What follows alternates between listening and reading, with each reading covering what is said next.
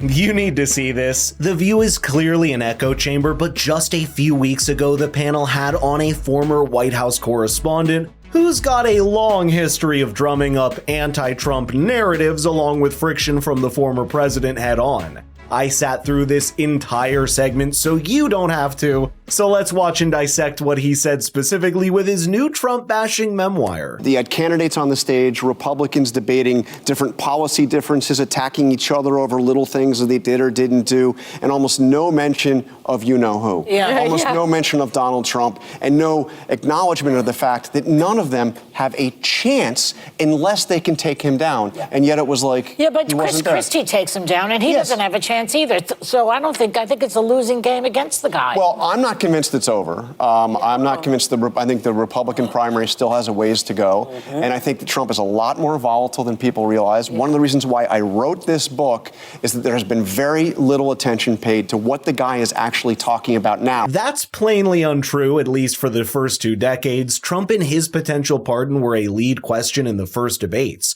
though Donald Trump's absence from the Republican primary stage so far just makes it harder to fixate on the man who's slated to be the nominee unless something happens to derail it. It also comes from the fact that Trump is a thin line to tread in both praise and criticism when it comes to much of the voter base. The fact is, it's a race for number 2, which can quickly turn into a race for number 1. But as predicted, Jonathan Karl is leading with the same Trump paranoia of a potential second term that The View has almost become synonymous with in these past few months. Is it any surprise then that the panel would bring on someone like Jonathan Karl, who Trump has personally called out several times for drumming up the same media frenzy we see here now? Here's one such moment that was on the edge of getting heated during a press conference as Donald Trump outright called him a third-rate reporter right to his face. Thank you for telling me that. See, there's a typical fake news deal. You asked me when she was appointed.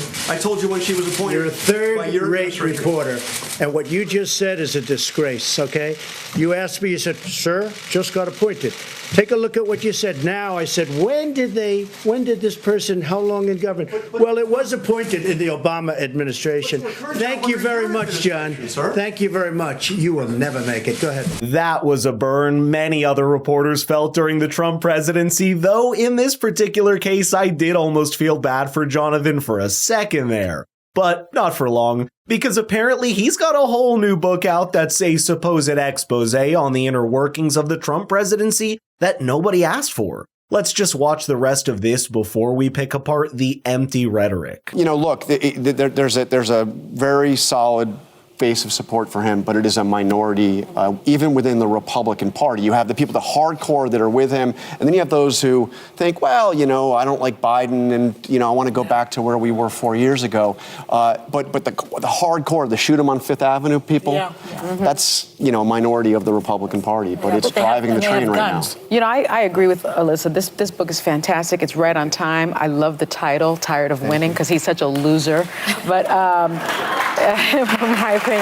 Well, if that's true, Jonathan, why would you make one of the central thesis of your book the supposed distrust and dysfunction in his policy execution during the presidency? I actually get why he would read that into what's somewhat a personality cult around Donald Trump in the Republican Party, similar in style to what happened around Obama among the Democrats. But if you're going to invoke statements like the shoot them on Fifth Avenue, people, you better come up with some concrete evidence. Plus, I should mention, reading many of the early reviews of Jonathan's book, he's clearly paranoid of some kind of conservative movement and wave started by Donald Trump that he thinks will end with people worse than him. When I look at the debate stage of the current Republican primaries, I see none of that coming to life in any way that would be concerning other than maybe Vivek Ramaswamy. The most that could be said is that the Republicans have moved further to the right on some issues and left on others. But on the other side of the counterbalance,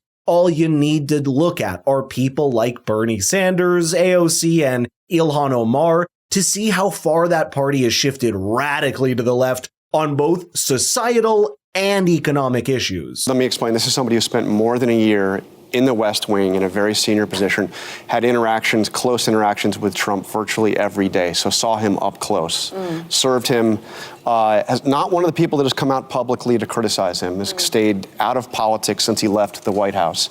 And this is what I reached out to him after the indictment on the classified documents to ask his reaction. He told me that he was so furious, he went to his computer and he wrote a note to himself.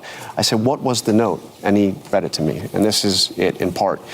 Speaking of Trump, he lacks any shred of human decency, humility, or caring. He is a traitor and a malignancy in our nation and represents a clear and present danger to our democracy and rule of law. I don't know who randomly types out their notes on their computer to blow off steam, but okay, I won't dispute that. Though, of course, Jonathan Karl is not going to mention it, I can take a crack at who this supposed unnamed official might be. Perhaps former Secretary of State Rex Tillerson or Trump's former NSA John Bolton, both of whom served in the Trump presidency for a year before leaving or being made to leave. Obviously, these are rough guesses, and the real author of these scathing accusations may never be known. If he prefers to hide unnamed in the pages of a book, let's respect that. Notice how none of the words of this supposed note carry any argumentative weight apart from just being empty pejoratives. There's no way you can fight something like this, and no way you can refute it. That's actually why the idea of defamation and slander exists even on a legal plane. As it stands now, the closer a second Trump presidency looks, the more desperate people like Jonathan get to push out their anti-Trump book sales.